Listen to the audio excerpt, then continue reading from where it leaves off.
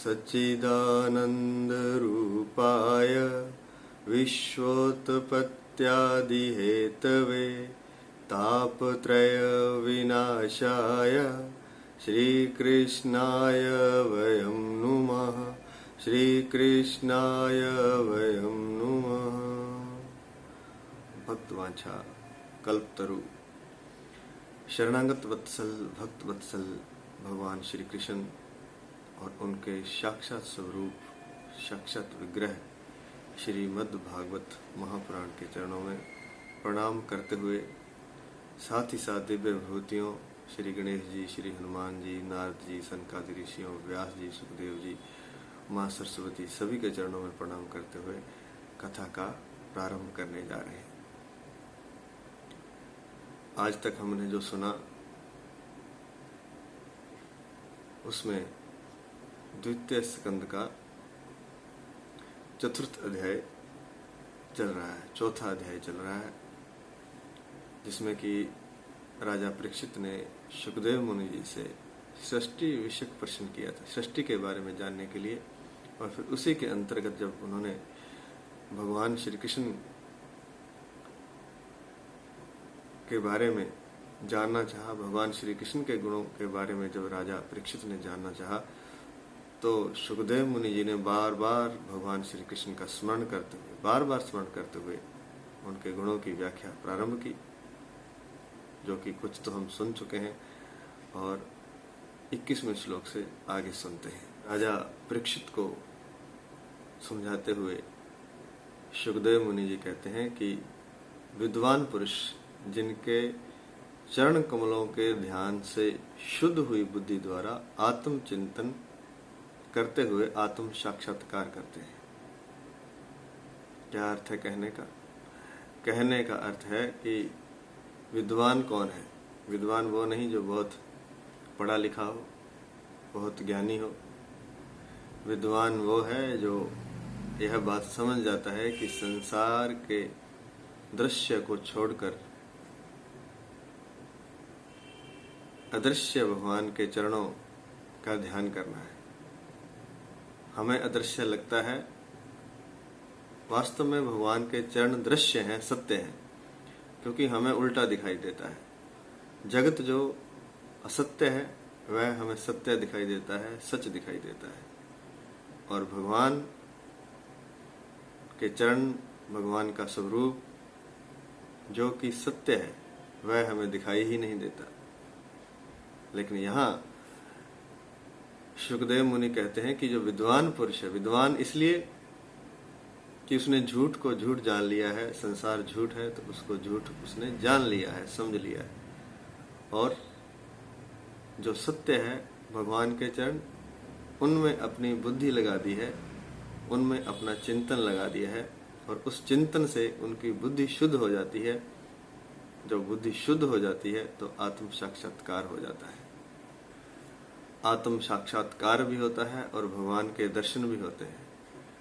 लेकिन भगवान के दर्शन जब होते हैं तो अपनी अपनी बुद्धि और रुचि के अनुसार, अपनी अपनी मति और रुचि के अनुसार भगवान के दर्शनों का संत लोग, विद्वान लोग वर्णन करते हैं। बड़ी महत्वपूर्ण बात है ये। दर्शन तो सभी को भगवान के होते हैं, लेकिन होते उसकी बुद्धि और रुचि के अनुसार है, जैसी उसकी रुचि होती है। कोई राधा के रूप में भगवान को देखना चाहते हैं तो श्री राधा जी के रूप में भगवान उन्हें दर्शन देते हैं और उसी रूप का फिर वे वर्णन करते हैं। कोई भगवान श्री कृष्ण के रूप में बंसी बजाते हुए भगवान को देखना चाहते हैं तो भगवान उसी रूप में उसे दर्शन देते हैं। और अन्य अन्य रूप भी हैं भगवान के। श्री राम हैं, माता सीता हैं, भगवान शिव हैं, अलग अलग माँ दुर्गा हैं। अलग अलग रूपों में भगवान के दर्शन साधक अपनी मति और रुचि के अनुसार करता है और उसी का फिर वो वर्णन करता है। यह यहाँ बताया गया है। अभी जैसे विवाद चल रहा है राधा रानी जी को लेकर के, कुछ लोग कहते हैं कि भागवत में श्री राधा जी का नाम ही नहीं है। कुछ कहते हैं कि जो श्रेष्ठ सखी कृष्ण लीला में, रास लीला में जो सबसे श्रेष्ठ सखी है वह श्री राधा जी ही है। जो श्रेष्ठ गोपी है वह श्री राधा है। अब यह अपने अपने रुचि और बुद्धि के अनुसार है, और यही इस गुत्थी को सुलझाने का उपाय भी है। और यहाँ स्पष्ट लिखा है कि दर्शन सबको होते हैं, लेकिन होते कैसे हैं? अपनी अपनी मति और रुचि के अनुसार होते हैं, और उसी के अनुसार फिर वह वर्णन भी करता है, क्योंकि जो जिसने देखा है जैसा वैसा ही वर्णन करता है। किसी को श्री राधा दिखाई देती हैं, क्योंकि जो राधा राधा जपेगा तो उसको राधा ही दिखाई देंगे। किसी को श्री कृष्ण दिखाई देते हैं, जो कृष्ण कृष्ण जपेगा उसको श्री कृष्ण दिखाई देंगे। जो राधा कृष्ण जपेगा उसको राधा कृष्ण के दर्शन होंगे। साधक की रुचि के अनुसार और उसकी मति के अनुसार, बुद्धि के अनुसार दर्शन होते हैं। तो यह गुत्थी बड़ी आसानी से यहाँ सुलझा दी गई है, जिस पर बहुत विवाद होता है कि जैसा जिस भाव से भजेगा भगवान को, भगवान उसी भाव में दर्शन देते हैं। कोई सुदर्शन चक्रधारी भगवान को भजेगा तो भगवान सुदर्शन चक्र लेकर के दर्शन देंगे। विष्णु भगवान के रूप में भगवान को भजेगा तो भगवान उसी रूप में दर्शन देंगे। भगवान श्री राम के रूप में भजेगा तो उसी रूप में दर्शन देंगे। भगवान शिव के रूप में कोई भगवान को भजेगा तो भगवान उसी रूप में दर्शन देंगे। तो यह साधक के ऊपर छोड़ दिया है भगवान ने कि साधक जैसा चाहे वैसा दर्शन कर सकता है। और इसके विपरीत भी सत्य है। हम राक्षसों के भी दर्शन कर लेते हैं, गलत चीजें भी हमारे जीवन में आ जाती हैं।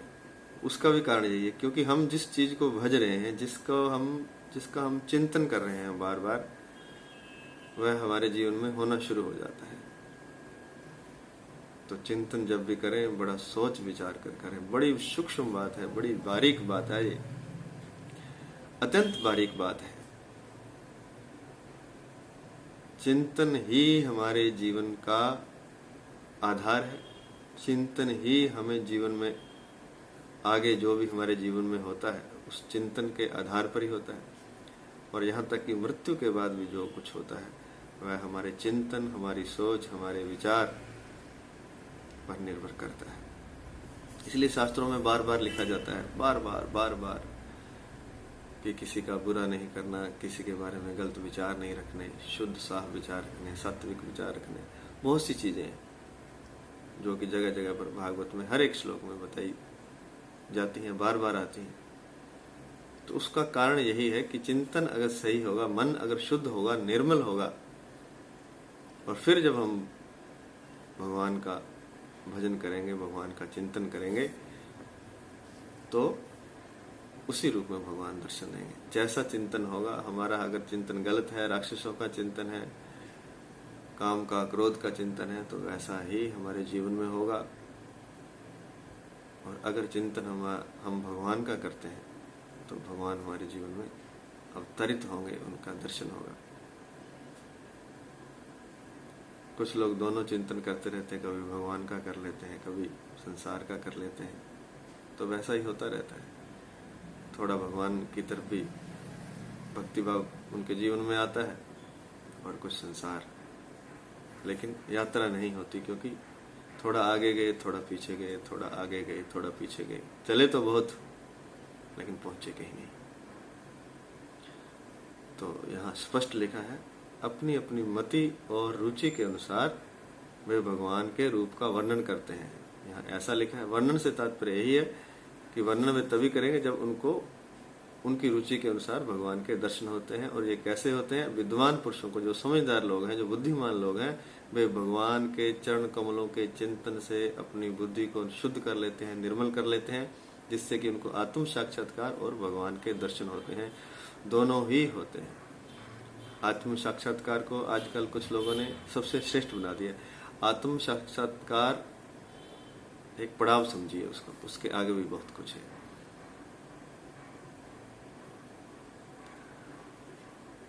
शिखर पर आरास है श्री कृष्ण का और गोपिकाओं का, जो अनंत काल से अनंत काल तक चलता है और जो निर्मल हो जाता है, शुद्ध हो जाता है, भगवान से अनन्य प्रेम करता है, उसे ही उस रास में शामिल होने का मौका मिलता है। वह ही उस रास में प्रवेश कर सकता है और उसमें प्रवेश गोपी बनकर ही होता है, अर्थात स्त्रीण चित्त का ही उसमें प्रवेश होता है। पुरुष चित्त का वहां प्रवेश नहीं। पुरुष तो केवल एक है, भगवान श्री कृष्ण। मीरा को भी जब रोका गया एक विशेष मंदिर में, मंदिर के महंत द्वारा कि अंदर नहीं जा सकते क्योंकि यहाँ पुरुषों स्त्रियों का प्रवेश वर्जित है, तो उन्होंने कहा कि आप पुरुष हो, क्योंकि भगवान श्री कृष्ण की जो आराधना होती है, जो श्रेष्ठ आराधना है, शिखर की आराधना है, जो पीक कह सकते हैं, जो साधना का है, वह है स्त्रीण चित्त की साधना। वह राधा बनकर के ही होती है। इसलिए मीरा ने कहा कि तुम पुरुष हो, क्योंकि मैं तो देखती हूं कि भगवान श्री कृष्ण एकमात्र पुरुष है और बाकी सब उसकी गोपिकाएं हैं। पुरुष तो मात्र एक ही है। तो ऐसा ही है। तो उस रास में भगवान श्री कृष्ण होते हैं पुरुष के रूप में, और सभी गोपिकाओं के साथ वे अनेक रूपों में अनेक रूप धर करके सभी गोपिकाओं को अलग अलग दर्शन देते हैं, अलग अलग उनके साथ रास करते हैं।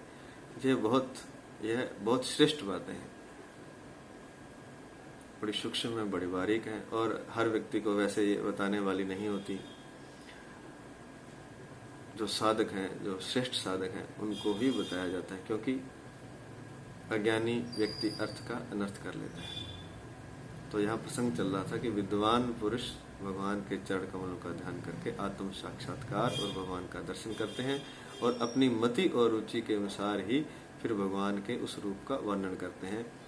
तो यहाँ यह बात स्पष्ट हो जाती है कि भगवान के रूप को कोई ये नहीं कह सकता कि यह ऐसा रूप है।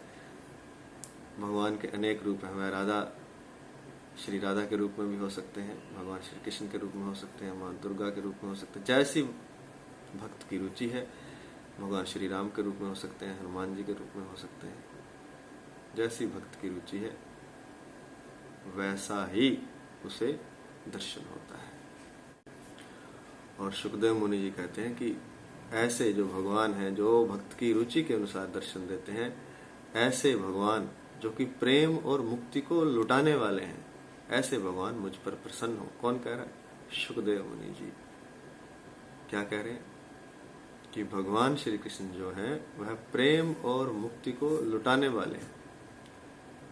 देने वाले नहीं है, लुटाने वाले हैं। शब्दों पर ध्यान दें। लूट लिया जाए खजाना वहां, जैसे कि वहां खजाना लूट लिया जाता है और वे लुटा देते हैं। देना नहीं है, लुटा देना है। लुटाने का मतलब होता है सब कुछ दे देना है। कोई बंधन नहीं है, कोई रोक टोक नहीं है, सारा खजाना लुटा देना है। किसका? प्रेम का भी और मुक्ति का भी। यह है श्रेष्ठतम साधना। खाली मुक्ति ही नहीं है साधना। प्रेम अगर नहीं है मुक्ति में, तो मुक्ति खाली आत्म साक्षात्कार है।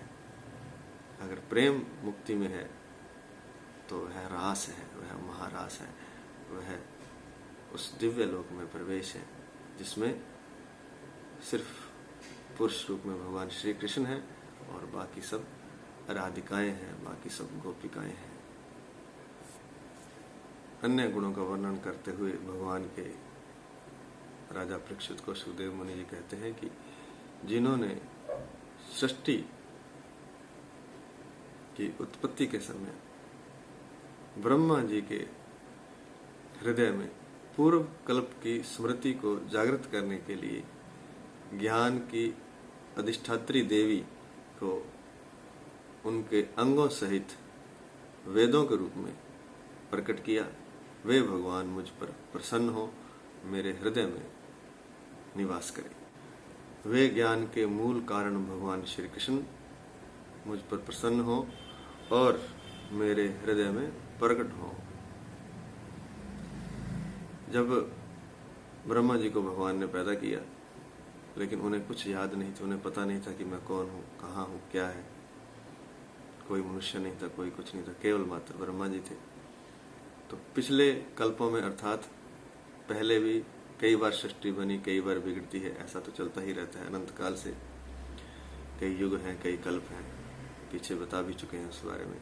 तो पिछले कल्प में जो जो ब्रह्मा जी ने किया था उसको जागृत करने के लिए उन्होंने उनके हृदय में ज्ञान की अधिष्ठात्री देवी को प्रेरित किया, और वे फिर वेदों के रूप में उनके मुख से प्रकट हुई अपने अंगों सहित। ऐसे भगवान जो ज्ञान के मूल कारण है, क्योंकि यह सब भगवान श्री कृष्ण ने किया। उनके हृदय में ज्ञान की देवी को जागृत किया, पहले ब्रह्मा जी को उत्पन्न किया, फिर उसके अंदर से इस तरह से ज्ञान की देवी को उनके मुख से वेदों के रूप में प्रकट किया। तो ज्ञान के वे मूल कारण है, क्योंकि ज्ञान तो उन्हीं से आ रहा, लेकिन उन्होंने देवी के रूप में या कहें कि वेदों के रूप में उनके मुख से प्रकट किया। तो ऐसे जो ज्ञान के मूल कारण भगवान श्री कृष्ण हैं, वे मुझ पर प्रसन्न हो और मेरे हृदय में प्रकट हो। भगवान के गुणों का वर्णन करते हुए शुकदेव जी कहते हैं कि पंच महाभूतों से भगवान ही शरीरों का निर्माण करते हैं, और फिर उन शरीरों में जीव रूप में जो जिंदा है, इस शरीरों में जिसके कारण शरीर जिंदा है, वह जीव जो है वह भगवान स्वयं है। तो कहते हैं कि स्वयं ही तो पंच महाभूतों से शरीरों का निर्माण करते हैं, और फिर उन शरीरों में जीव रूप से स्वयं ही शयन करते हैं, सोते हैं, उसके अंदर सोए रहते हैं।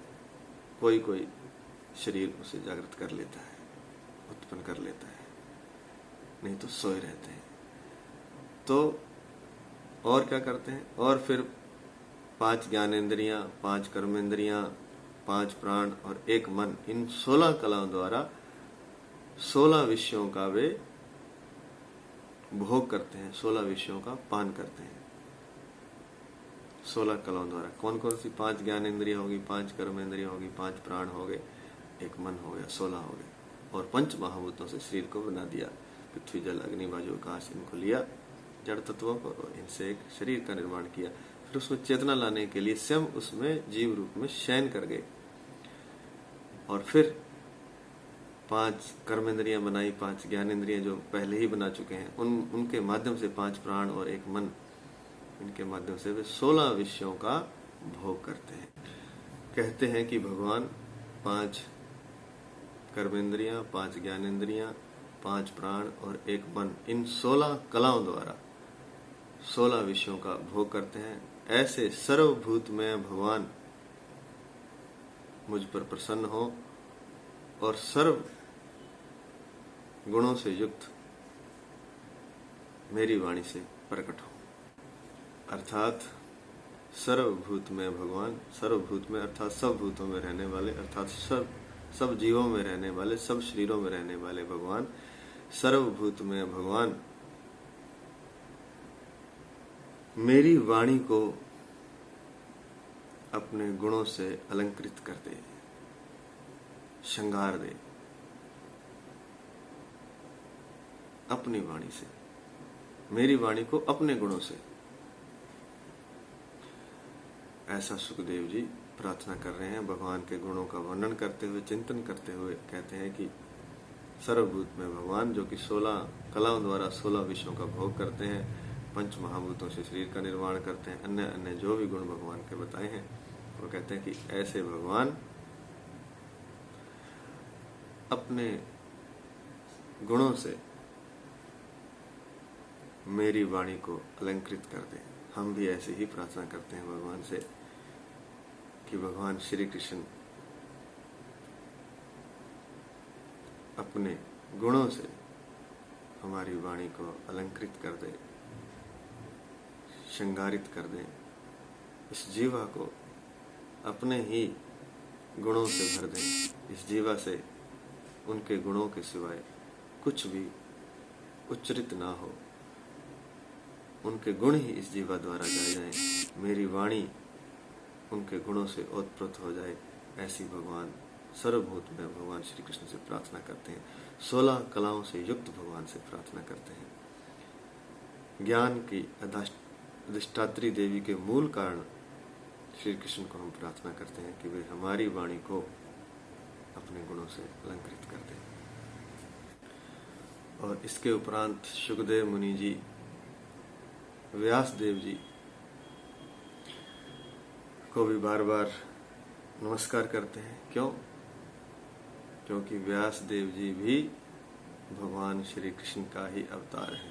यहाँ स्पष्ट लिखा है कि संत पुरुष जिनके मुख कमल से मकरंद के समान झरती हुई अमृत सुधा का निरंतर पान करते रहते हैं, उन वासुदेवा अवतार भगवान व्यास जो कि सर्वज्ञ हैं, सर्वज्ञ भगवान व्यास के चरणों में मेरा बार बार नमस्कार है। क्योंकि व्यास देव जी से ही सारे ग्रंथों की रचना हुई है, क्योंकि वही संतों को भगवान की कथा निरंतर सुनाते रहते हैं, निरंतर। और स्वयं वे भगवान वासुदेव अर्थात भगवान श्री कृष्ण का अवतार है। तो संत पुरुष उनके मुख कमल से निरंतर झरते हुए मकरंद रस का पान करते रहते हैं। शहद जैसा जो मीठी उनकी वाणी है, जैसे कि कमलों का रस निचोड़ लिया गया हो किसी मधुमक्खी द्वारा और उसे अमृत बना करके संत हृदयों में प्रेषित कर दिया हो, संत हृदयों को लुटा दिया हो, संत हृदयों को पिला दिया हो, ऐसे भगवान वासुदेव अवतार श्री व्यास जी के चरणों में मेरा बार बार नमस्कार है, हमारा बार बार नमस्कार है। और ऐसा ही कह रहे हैं शुकदेव जी की उनके चरणों में, सर्वज्ञ व्यास भगवान के चरणों में मेरा बार बार नमस्कार है। क्योंकि गुरु रूप में भगवान श्री कृष्ण ही व्यास देव जी के रूप में अवतरित होकर आए हैं, संतों को मकरंद रस के अमृत का पान कराने के लिए। और यह मकरंद रस कैसा है? यह केवल अमृत नहीं है, ज्ञान में अमृत है। संपूर्ण ज्ञान भी इससे प्राप्त होता है। हे राजा परीक्षित, वेद गर्भ भगवान ब्रह्मा ने नारद जी के पूछने पर यही कहा था जो मैंने तुमसे कहा है। और यह ब्रह्मा जी को कहाँ से पता चला? ब्रह्मा जी को नारायण भगवान ने, भगवान विष्णु ने स्वयं बताया था। वही ज्ञान मैं तुमसे बता रहा हूं। कहने का तात्पर्य यह है कि नारायण भगवान ने वेद गर्भ ब्रह्मा जी को, क्योंकि वेद ब्रह्मा जी से उत्पन्न हुए तो ब्रह्मा जी वेद का गर्भ हो गए, उस गर्भ में से वेद उत्पन्न हुए हैं। तो ब्रह्मा जी को सबसे पहले भगवान के गुणों के बारे में जो ज्ञान है, जो वर्णन है, वह ब्रह्मा जी को नारायण भगवान ने स्वयं बताया था। और फिर नारद जी के प्रश्न करने पर ब्रह्मा जी ने नारद जी को बताया था। और राजा परीक्षित को कहते हैं कि हे राजा परीक्षित, सुखदेव जी कहते हैं कि वही ज्ञान मैंने, वही वर्णन, वही गुणों का पान मैं तुम्हें करवा रहा हूं जो नारायण भगवान ने ब्रह्मा जी को करवाया था और ब्रह्मा जी ने नारद जी को करवाया था। हमारी पुराणों की यही विशेषता है, क्योंकि जो अनादि काल से भगवान और भक्तों के बीच जो वार्तालाप होता है, भगवान और भागवत के बीच जो वार्तालाप होता है, इसलिए तो इसको भागवत पुराण कहा गया। भक्तों के जो महाभागवत हैं, जो परम भक्त हैं, उनको भागवत कहा गया है। और जो परम भक्त होते हैं उनसे भगवान सीधे ही वार्तालाप करते हैं।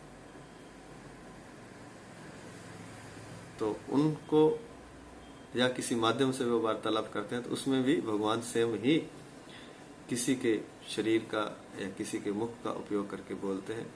जैसे कि ब्रह्मा जी ने नारद जी को उपदेश दिया, तो उसमें नारायण भगवान का ही उपदेश है, उन्हीं की ही वाणी है, ब्रह्मा जी के शरीर का उपयोग हो रहा है। और ऐसे ही यहाँ पर सुखदेव मुनि जी के शरीर का उपयोग हो रहा है परीक्षित को ज्ञान देने के लिए। लेकिन यहाँ शरीर तो एक खोल है, वह मायने नहीं रखता, क्योंकि भीतर तो भगवान स्वयं ही बोल रहे हैं। और जो संत पुरुष अपने आप को शून्य कर लेते हैं, समाप्त कर लेते हैं, आत्म साक्षात्कार कर लेते हैं, भगवान का दर्शन कर लेते हैं, वे तो भगवान रूप ही होते हैं। उनका शरीर चाहे सुखदेव मुनि जी का हो, चाहे ब्रह्मा जी का हो, चाहे नारद जी का हो, चाहे किसी भी रूप में हो उनका शरीर, लेकिन वे भागवत होते हैं, भगवान ही होते हैं। बस आकृति बाहर से अलग दिखाई देती है, भीतर से उनका अपना कुछ नहीं होता, सिर्फ भगवान ही भगवान होते हैं। तो चाहे तो राजा परीक्षित सुखदेव मुनि जी से उपदेश सुन रहे हैं, चाहे नारद जी ब्रह्मा जी से सुन रहे हैं, चाहे ब्रह्मा जी नारायण भगवान से सुन रहे हैं, एक ही बात है। और चाहे किसी संत हृदय से भक्त सुनते हैं, तब भी वे भगवान से ही वाणी सुन रहे हैं, ऐसा समझना चाहिए। और यही इसमें दर्शाने की कोशिश की है। इति श्री मद् भागवते महापुराणे परमहंस्याम संहितायाम द्वितीय स्कंदे चतुर्थो अध्याय। आज इतना ही। हरे कृष्णा हरे कृष्णा हरे कृष्णा कृष्णा कृष्णा हरे हरे।